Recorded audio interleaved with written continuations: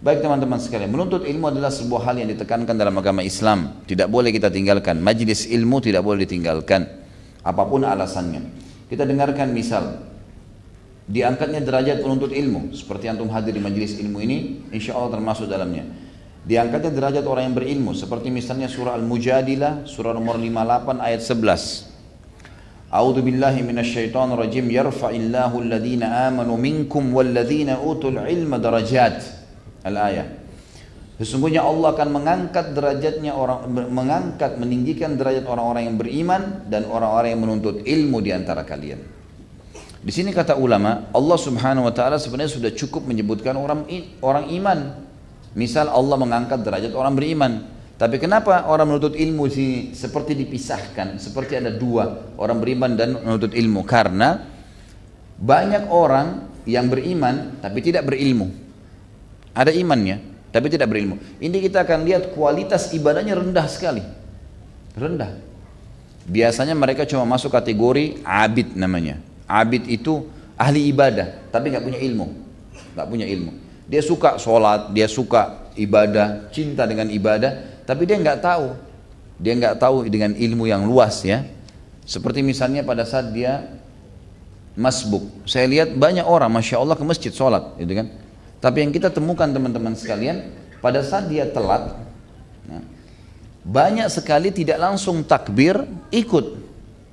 Kalau sudah dapat imamnya, sudah ruku, sudah i'tidal, sami Allah liman hamidah, atau sujud, dia nggak langsung takbir, dia nggak ikut langsung. Kenapa dia nggak ikut? Ini karena ketidakfahaman. Dia suka ibadah tapi dia nggak tahu. Padahal kita disuruh oleh Nabi SAW, kalau kalian sedang sholat berjamaah bersama imam, maka ikutilah apa yang dia kerjakan. Ruku, sujud, harus diikuti. Dan walaupun kita tidak dapat satu rakaat, tetap kita mendapatkan fadilah i'tidalnya, fadilah sujudnya, fadilah doa di antara dua sujud, gitu kan? Fadilah gerakan pindah dari rakaat pertama ke rakaat kedua. Kenapa tunggu teman-teman sekalian? Contoh, ada orang abid, suka ibadah tapi tidak punya ilmu. Kalau orang yang punya ilmu berbeda. Dia akan membuat iman yang dia miliki dalam mengerjakan ibadah itu dalam kondisi yang tepat. Mungkin banyak orang pada saat dia masuk masjid dia sholat sunnah. Begitu dia sholat sunnah, ada orang mau tepuk pundaknya untuk ikut berjamaah. Banyak orang nolak. Bahkan ada yang lucu memberikan isyarat supaya jangan ikut orang. Bagaimana bisa kasih isyarat sementara sholat nih? Nah itu. Kalau dia punya ilmu nggak ada masalah. Orang tepuk dia tetap sholat. Orang itu ikut berjamaah, dia mau niat wajib atau sunnah itu nggak ada masalah. Dianya tetap sholat. Dalilnya hadis Bukhari. Sudah pernah saya jelaskan ini. Kalau pernah ada sahabat yang telat sholat, kemudian Nabi SAW sudah bubar, sudah selesai lagi zikir. Orang ini masuk mau sholat sendiri. Kata Nabi SAW, sebentar. Siapa yang mau bersedekah buat saudaranya ini? Berdiri Abu Bakar. Kata Abu Bakar, saya Rasulullah. Lalu Abu Bakar menjadi imam. Tapi di sini hukumnya sudah sholat sunnah bagi Abu Bakar. Karena tadi sudah sholat wajib. Gitu kan? Berarti boleh. Orang lagi sholat sunnah, antum masuk ke masjid, lagi terawih. Antum belum sholat isya, telat. Ikut aja berjamaah sama imam. Dia niat terawih, antum niat wajib. Nggak ada masalah. Orang kalau punya ilmunya, lebih tenang dia beribadah kan? Tidak simpang siur. Jadi memang orang beriman bagus. Tapi kalau iman diikuti dengan ilmu itu luar biasa. Iman mendongkrak kita ingin mau mengerjakan ibadah. Ilmu menuntun kita tata caranya. Jadi nggak boleh dibatasin. Makanya Allah bilang dalam Mujadilah tadi, Allah mengangkat derajat orang-orang beriman. Orang yang tadi beriman tuh beribadah, tapi dia masih kurang ilmunya, Allah angkat juga derajatnya. Tapi ditambah ilmu, derajat tinggi yang sangat derajat yang sangat tinggi. Kemudian Allah Subhanahu wa taala memotivasi kita agar jangan sampai meninggalkan ilmu. Sebagaimana dalam firman-Nya surah Az-Zumar surah nomor 39 ayat 9. A'udzu billahi minasyaitonir rajim. Qul hal yastawil ladzina ya'lamuna wal ladzina la ya'lamun innama yatafakkaru ulul albab. Katakanlah hai Muhammad, apakah sama orang yang belajar tuh? Orang yang belajar dengan orang yang tidak belajar? Orang yang tahu dan orang yang tidak tahu? Sesungguhnya yang memikirkan ini hanya orang-orang yang berakal. Masa beda teman-teman sekalian, antum yang hadir tiap hari kuliah, kalau kita bahasa sekarang pengajian juga bisa masuk dalamnya tiap hari, dengan orang yang tidak pernah ikut atau seminggu sekali saja, pastilah beda. Ragam informasi sudah sampai kepada dia. Ingat teman-teman, penemuan terakhir di otak kita ada urat saraf. Urat saraf itu kalau menampung 300 tahun film yang dibuat oleh manusia non-stop, itu masih nampung. Ada, setiap manusia kita ada punya itu. Makanya antum, apapun yang pernah terekam oleh mata, terdengar oleh kuping, kita masih bisa ingat. 10 tahun lalu kita mendatangi sebuah tempat, kemudian sekarang kita datang ke tempat yang sama melihatnya. Kalau sudah pernah lihat sekali aja, kita ingat, oh kayaknya saya pernah kesini nih. Karena kuatnya sebenarnya otak manusia. Sayangnya kita tidak maksimalin teman-teman.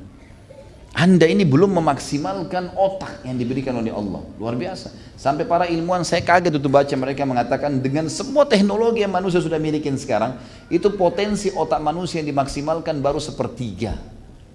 Belum semua. Belum semua. Allahu alam kalau otaknya manusia yang dimaksimalkan semua itu bagaimana yang Allah Subhanahu wa taala akan berikan. Tapi intinya teman-teman, malasnya orang untuk menghafal, malasnya orang untuk belajar, ini penyakit yang berbahaya. Jangan pernah batasi diri antum dengan ilmu, belajar terus.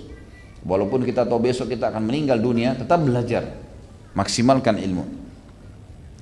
Selanjutnya, Allah Subhanahu wa taala memastikan orang yang paling mengenal Allah adalah orang yang berilmu. Sehingga akhirnya dia tahu bagaimana berhubungan dengannya. Misal gini, kalau teman-teman yang hadir di sini ada yang kenal sama presiden, ada yang tidak kenal sama presiden, atau yang tidak punya hubungan sama presiden. Orang yang punya hubungan baik sama presiden, sering telepon-teleponan, sering ngomong, dikenal lah, gitu kan? Tentu lebih mudah untuk connect sama dia kalau ada apa-apa dengan orang yang belum, tidak punya hubungan, tidak punya koneksi sama presiden. Benar nggak secara rasional gitu? Mana suaranya nih? Tidur apa nih? Tentu saja benar kan gitu. Orang yang terbiasa menuntut ilmu sehingga dia tahu bagaimana komunikasi dengan Tuhannya, dia seperti orang yang sudah terbiasa, sudah tahu linknya.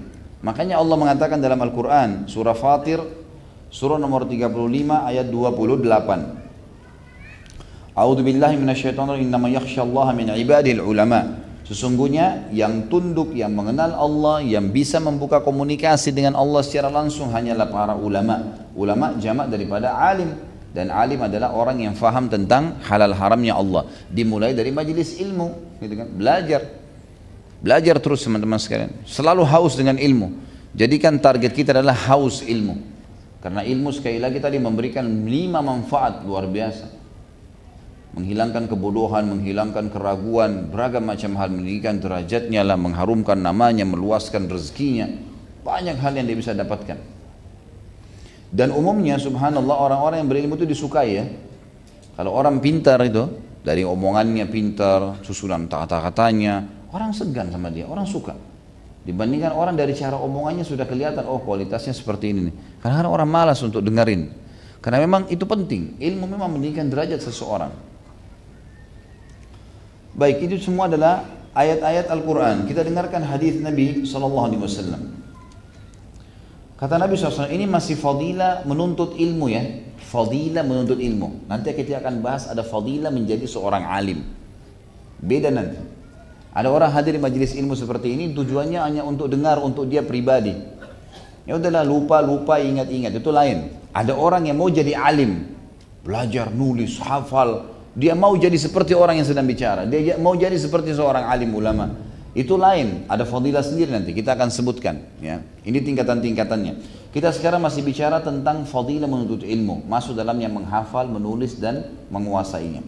Tadi kita sudah baca beberapa ayat Al-Quran. Ada 3 ayat Al-Quran. Surah Mujadilah ayat 11. Surah Az-Zumar ayat 9. Dan juga kita membaca tadi surah Fatir ayat 28. Sekarang kita dengarkan hadis Nabi SAW. Beliau mengatakan misalnya dalam sebuah hadis yang sahih, talabul ilm faridatun ala kulli muslim, bahwasanya menuntut ilmu itu diwajibkan, menuntut ilmu agama diwajibkan bagi setiap muslim.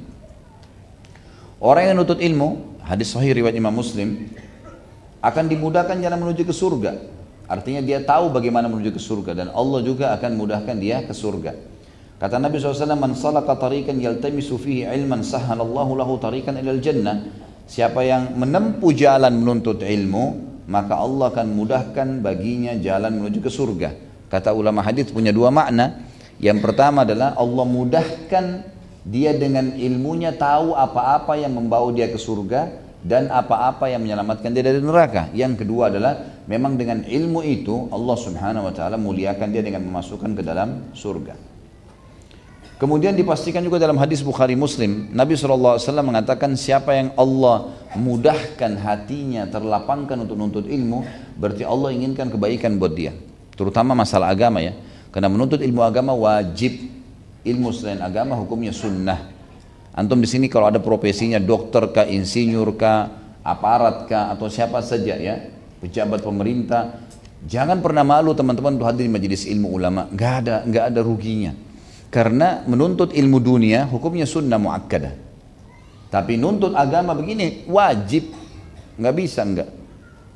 Antum kalau nanti ditanya masalah sholat, oh ya Allah saya nggak tahu caranya, masuk neraka. Udah. Kamu kenapa nggak obatin orang? Allah tanya, ya saya nggak tahu ilmunya. Nggak apa-apa. Sunnah muakkadah. Memang nggak bisa, saya nggak ngerti. Tapi kalau sholat nggak bisa, harus belajar gitu. Kan itu. Jadi menuntut ilmu agama wajib, ilmu yang lainnya sunnah muakkadah.